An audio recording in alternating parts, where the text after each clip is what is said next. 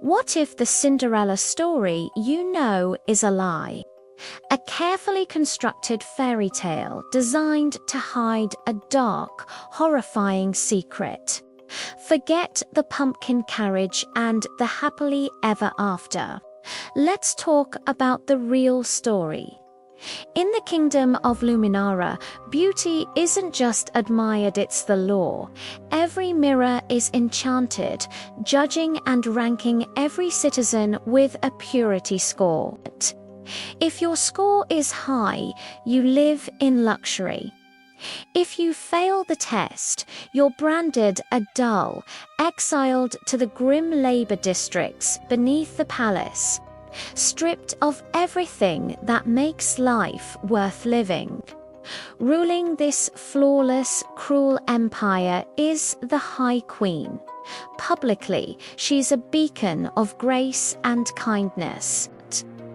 Privately, she's a parasite, secretly draining the life force and magic from her own people to maintain her eternal youth and power. And her greatest creation, her masterpiece, is Cinderella. To the world, Cinderella Everlight is perfection incarnate, radiant, gentle, and chosen by destiny. But this is just an act.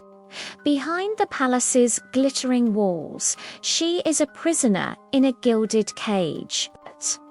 Her smiles are rehearsed, her words are scripted, and her every move is monitored by the enchanted glass slipper she's forced to wear.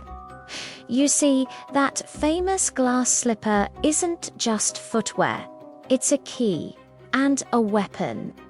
Hidden beneath the royal ballroom is a vault, a pulsating heart of stolen magic, the life force siphoned from generations of people deemed imperfect. The prince, a hollow-eyed puppet himself, has a chilling plan.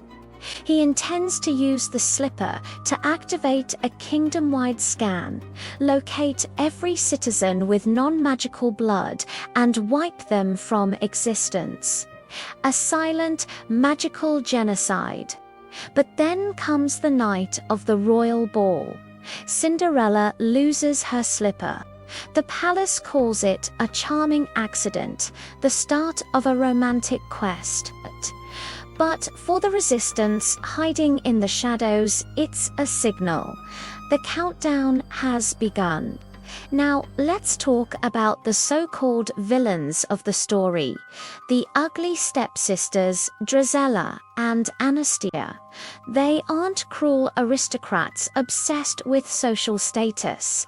They are masked rebels, leaders of the underground. Their ugliness is simply magic that doesn't conform to the Queen's rigid standards. The scars they bear aren't from petty squabbles, but from fighting back against the Queen's enchanted mirrors. They live double lives, playing the part of courtly ladies by day and fighting for freedom by night. When they learn the lost slipper is back in the palace, they know the terrifying truth. If the prince activates it, the purge will begin before dawn. They have one night to get it back. Their only hope lies with a bitter, exiled magic user, the Fairy Godmother.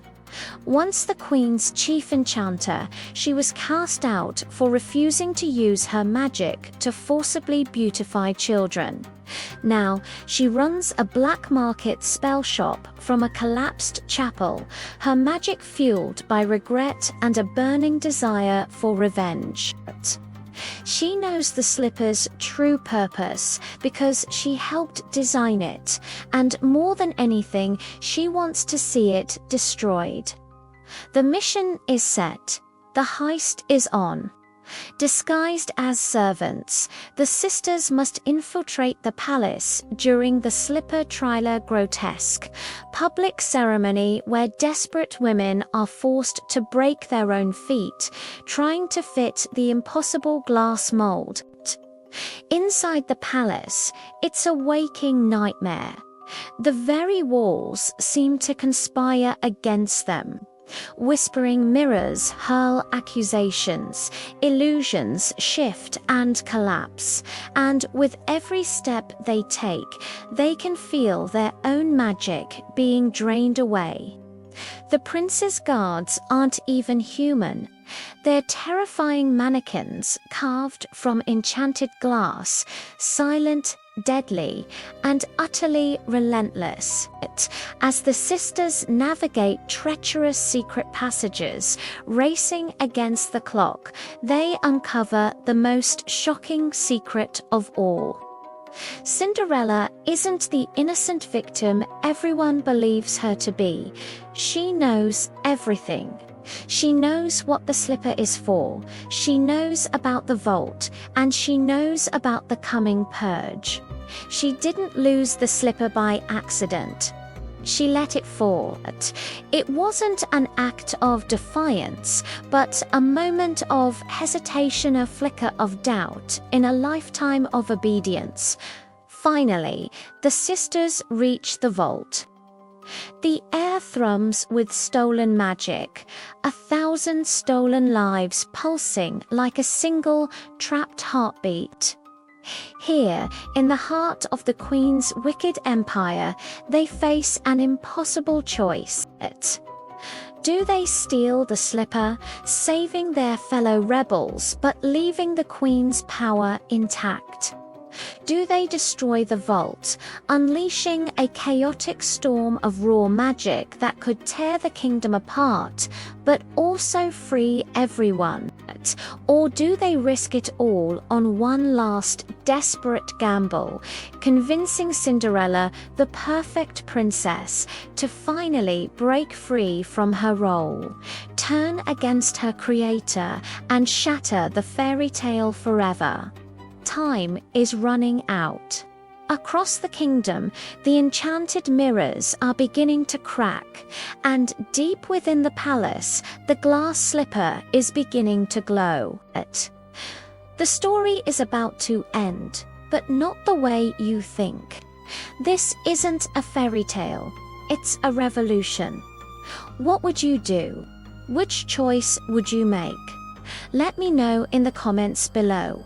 Thanks for watching, and if you love stories that twist the tales you thought you knew, make sure to subscribe for more.